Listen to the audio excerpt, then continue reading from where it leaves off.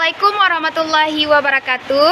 Baik, kami dari kelompok 4 akan mempresentasikan hasil kerja kami melalui video yang berjudul Populasi dan Sampel, yang beranggota saya sendiri, Nurul Suhaila, Nisaul Kamila, Nisaul Fitri, Wiam Surya Molado, Sarmila Sitorus, dan yang terakhir Zurafonna.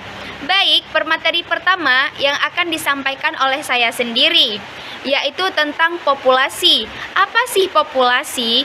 Populasi itu adalah wilayah generalisasi yang terdiri atas objek dan subjek yang mempunyai kualitas dan karakteristik tertentu yang ditetapkan oleh peneliti untuk dipelajari kemudian ditarik kesimpulannya.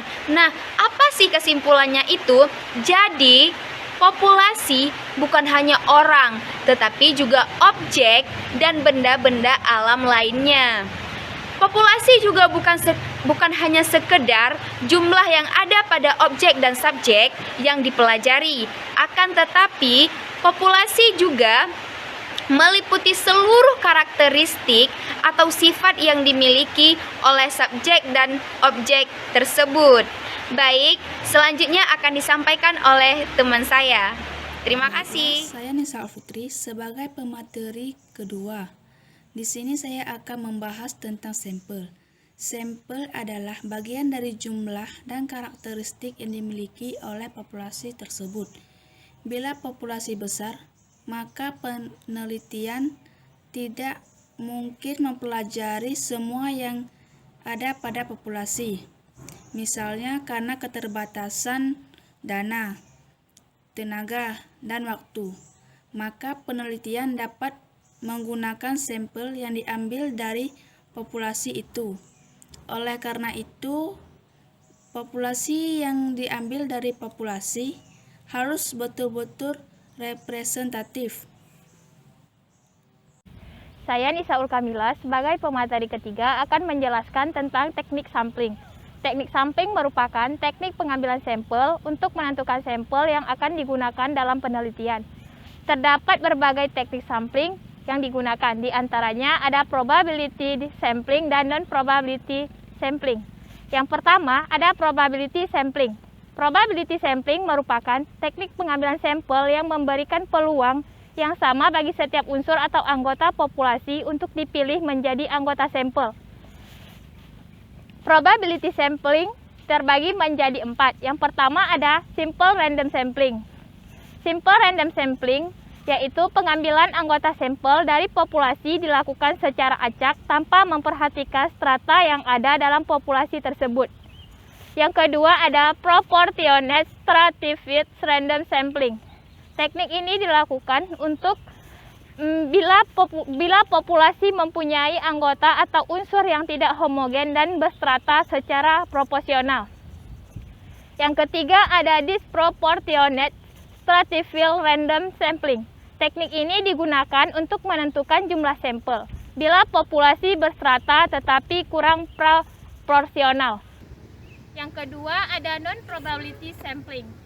Non-probability sampling merupakan teknik pengambilan sampel yang tidak memberi peluang bagi setiap unsur atau anggota populasi untuk dipilih menjadi sampel.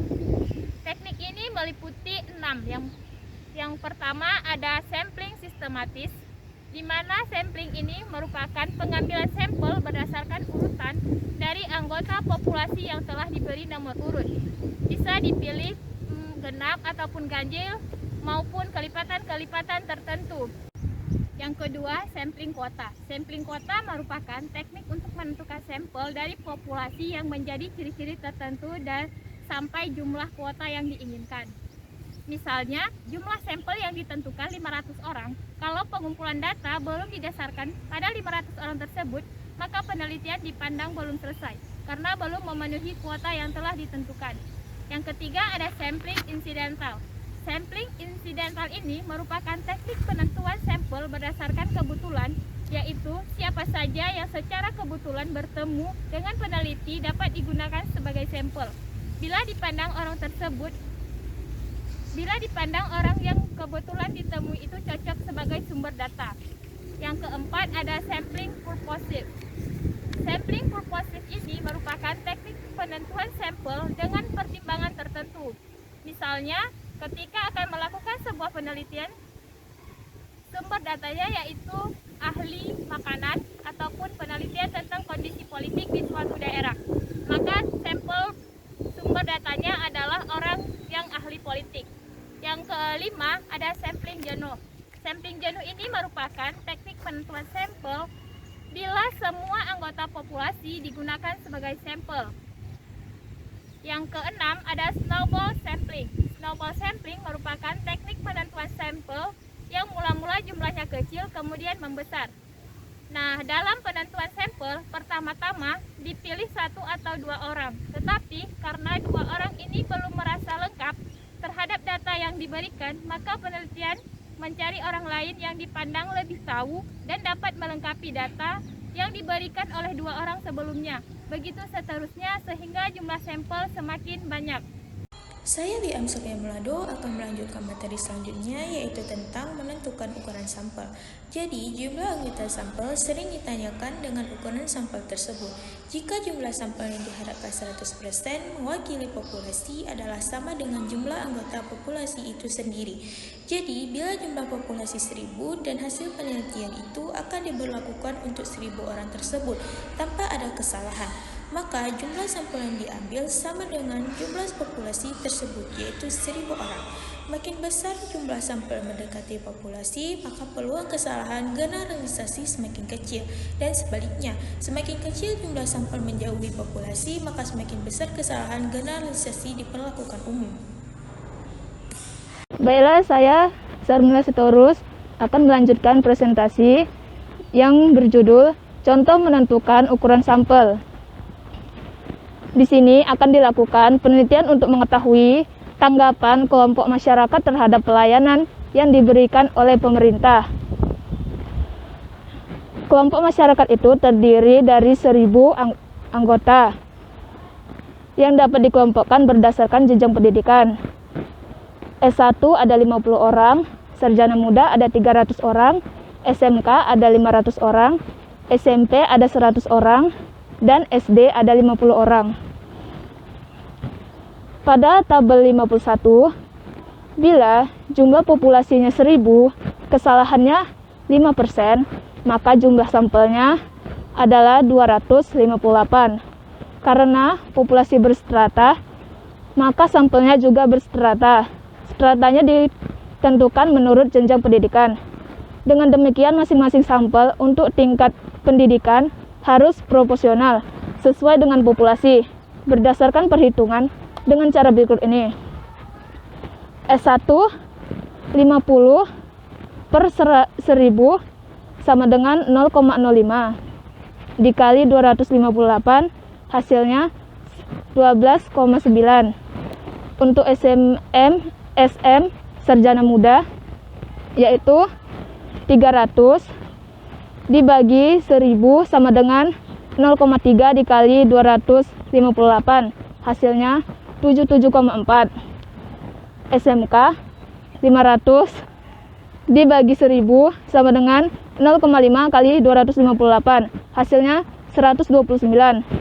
Untuk SMP 100 orang dibagi 1000 sama dengan 0,1 dikali 258 sama dengan 25,8.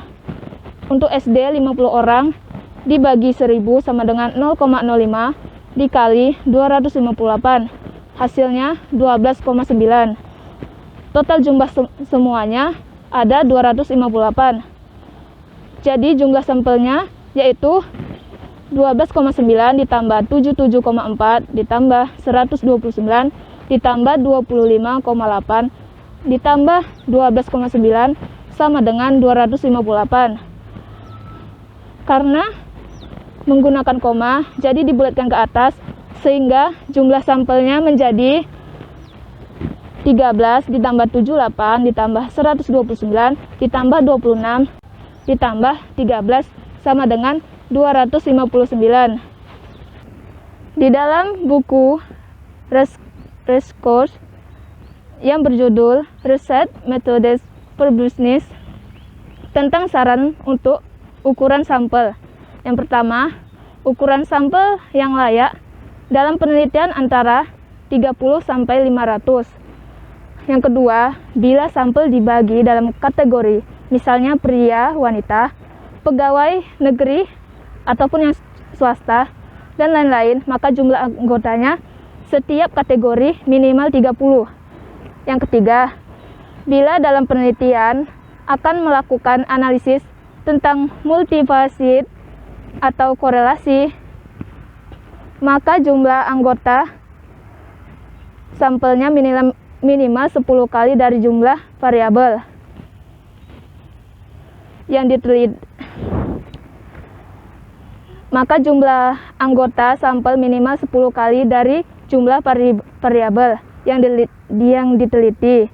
Misalnya variabel penelitian ada 5, dependen dan independen, maka ditambahin jumlahnya sama dengan 10 dikali 5 sama dengan 50. Yang keempat, untuk penelitian eksperimen yang sederhana yang menggunakan kelompok eksperimen dan kelompok kontrol, maka jumlah anggota masing-masing antara 10 sampai 20. Sekian dari presentasi saya. Selanjutnya saya Zuhra Funa akan memaparkan cara pengambilan anggota sampel. Dikemukakan terdapat 2 teknik sampel, yaitu probabilitas sampel dan non-probabilitas sampel. Probabilitas sampel ialah teknik sampel yang memberikan peluang sama kepada anggota populasi yang dimiliki menjadi anggota-anggota sampel. Cara demikian sering disebut dengan random sampel atau cara pengambilan sampel secara acak. Pengambilan sampel secara random atau acak dilakukan dengan bilangan random komputer maupun dengan undian. Bila pengambilan dilakukan dengan undian, maka setiap anggota populasi diberikan nomor terlebih dahulu sesuai dengan jumlah populasi. Karena teknik pengambilan sampel adalah random, maka setiap anggota populasi mempunyai peluang sama untuk dipilih menjadi anggota sampel. Untuk contoh di atas, peluang sampel anggota populasi sama dengan 1/100. Dengan demikian, cara pengambilannya, bila nomor 1 telah diambil, maka perlu dikembalikan lagi. Kalau tidak dikembalikan, maka peluangnya tidak sama lagi.